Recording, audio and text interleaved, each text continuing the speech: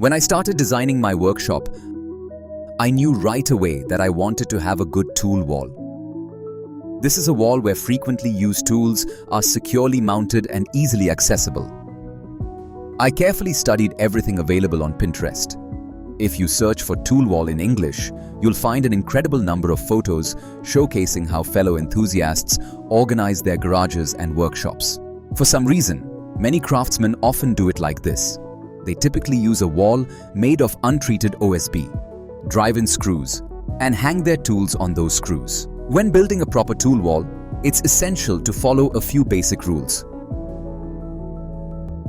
Rule number 1. The tools you use most frequently should be placed in the lower section. Less frequently used tools should be mounted higher, as reaching for them is less convenient. The second important aspect is that tools should be arranged compactly. For example, if you hang pliers in a single plane, they take up a lot of space. However, if you position them like this in a layered or staggered way, they occupy much less room. Since I have a lot of tools but limited space, it was critical for me to organize them as compactly as possible. Another important point is to use a contrasting and uniform wall color. This ensures that tools stand out clearly against the background. If the wall is overly busy, such as perforated walls with numerous holes, it creates visual clutter and makes it harder to intuitively grab the right tool immediately. When designing my tool wall, I immediately decided that it was crucial for all tool mounts to be as compact as possible. Many people make mounts out of thick plywood, 12 mm or more, creating oversized holders such as a large box for a single hammer. As a result, these mounts often end up taking up more space and weight than the tools themselves. That doesn't work for me. I aimed to make the mounts as discreet and small as possible. There's another nuance worth considering. It's very practical to position tools slightly away from the wall. Instead of hanging them flush against the surface, they should be mounted with a small gap. This is particularly important for tools that are frequently used because they can scratch the wall. Over time, the wall around these tools will get scratched and dirty from hands covered in grease or grime. Regularly grabbing tools from the wall leads to smudges, meaning the wall will need to be cleaned or repainted. It's much better to have mounts that create a small separation between the tools and the wall. On my wall, all the tools are arranged into separate groups. I'll describe each group individually. Over here, I have measuring tools. There's a level, an electronic one, which I use often. It has a special hole for hanging. Next, you can see all the rulers mounted on simple hooks. This is the best way to hang them. A 30 cm ruler is used very frequently, so it's easy to misplace. That's why I have several of them. They're inexpensive and always handy. I highly recommend this. Another very useful item is a 1.5 meter metal ruler. Sometimes the precision of a tape measure isn't enough, and having a sturdy 1.5 meter ruler is incredibly convenient. These are rare to find. I spotted one in a store once and bought it immediately. Handheld clamps are another essential. I have two, one here and another over there. Then there are the files. I have 9 files, 3 of each type. They vary in coarseness and shape, round, triangular, and flat. I also use special aluminum spacers to keep the files from touching the wall. Otherwise, the wall would quickly become dirty. Calipers are another tool on the wall, a large marking caliper and a small one. Unfortunately, they do touch the wall and there's no way around it. You might not be able to see it clearly, but the wall has already gotten scratched in that area. Squares. The most convenient mount for squares is a simple plywood bracket, where the squares, small, medium, and large, rest securely. My squares have never fallen from this setup, so it's not a concern. My carpenter's square is another frequently used tool, probably one of my most used measuring instruments. It also rests on a small shelf and has never fallen.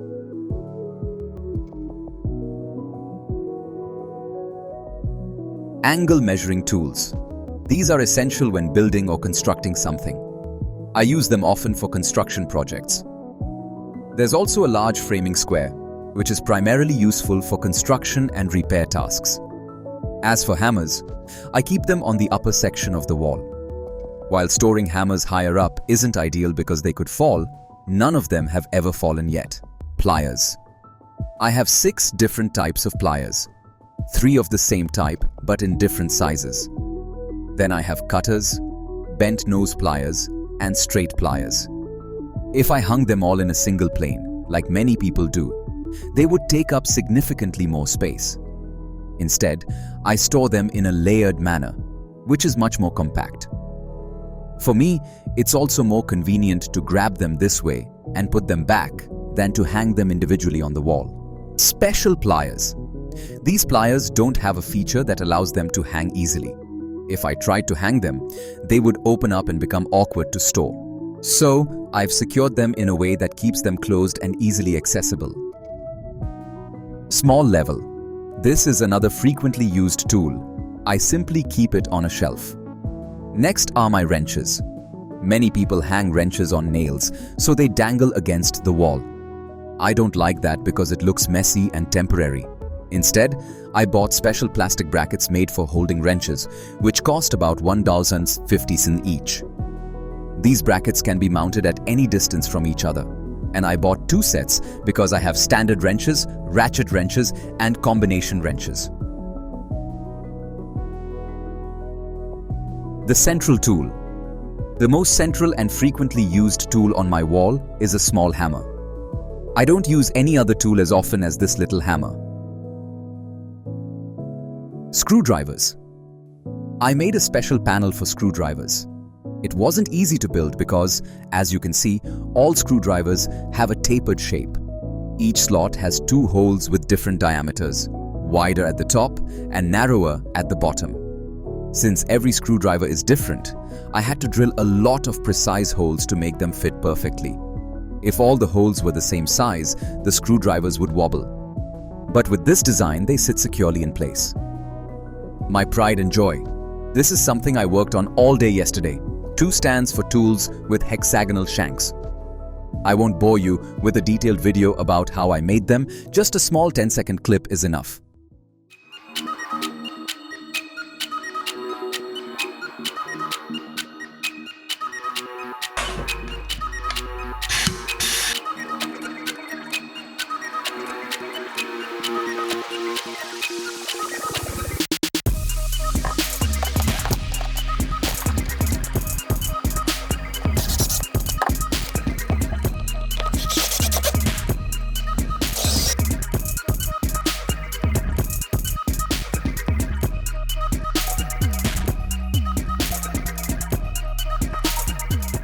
Socket wrenches.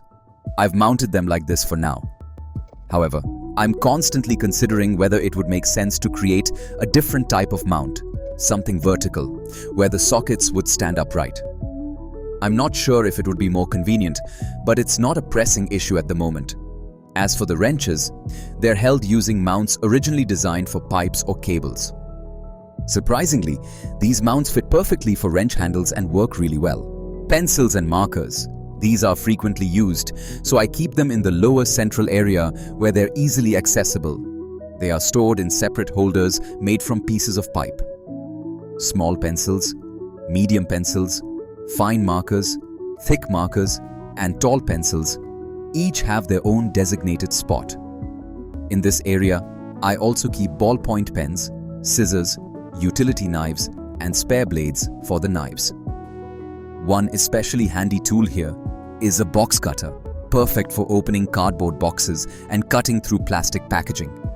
It's incredibly convenient. These 2 screwdrivers are probably the most frequently used ones, but not for their intended purpose. I use them for tasks like prying something open. For example, opening a can of paint. I don't want to use high-quality, expensive screwdrivers for such tasks, so I have these 2 sturdy screwdrivers that I don't mind using as levers, even if they break.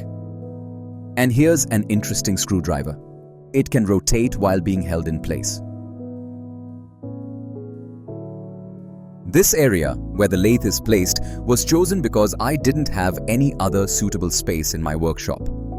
Right next to it, I store power tools.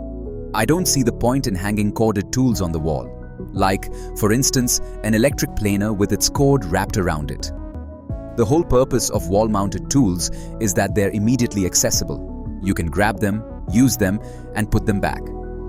If a tool requires plugging in the cord, it makes much more sense to keep it in a drawer below. So only cordless tools are mounted on the wall here, along with the battery charger. This empty space is intentionally left as a reserve because, over time, I'm sure I'll acquire new tools. For example, I really want an impact wrench or a small planer. When I get an impact wrench, it'll go in this spot. There's also a compact cordless planer from Bosch that I've been eyeing. It's quite small but also expensive. I don't urgently need it, so I haven't purchased it yet. A friend recently asked me, "Why do you have two sets of screwdrivers?" It's true. I have two nearly identical sets of Vera screwdrivers, one with green handles and the other with red handles for electricians. The reason is simple. I got an excellent deal on both sets together. It was actually cheaper to buy both than just one set. There really wasn't any other option, and it seemed wasteful to keep one set in a drawer. So I decided to hang both on the wall. For some reason, I tend to use the green-handled ones more often. You can immediately tell which screwdriver is the dirtiest and most frequently used. It's the simple PH2. Since the lathe is located here, I also keep a digital caliper nearby. It's a very precise Mitutoyo caliper, which is why it stays in this spot. Power tools. Mounting them was quite challenging, especially the small angle grinder. As you can see, it has a custom mount that isn't symmetrical. It was tricky to design and make, but I didn't have any other options for securing it properly. Shelves for drills. At first, I thought shelves might not be reliable and the tools could fall off. But so far, no tool has ever fallen, not even close. The saw is very simple to mount, as is the jigsaw. For the jigsaw, there's a shelf with a cutout.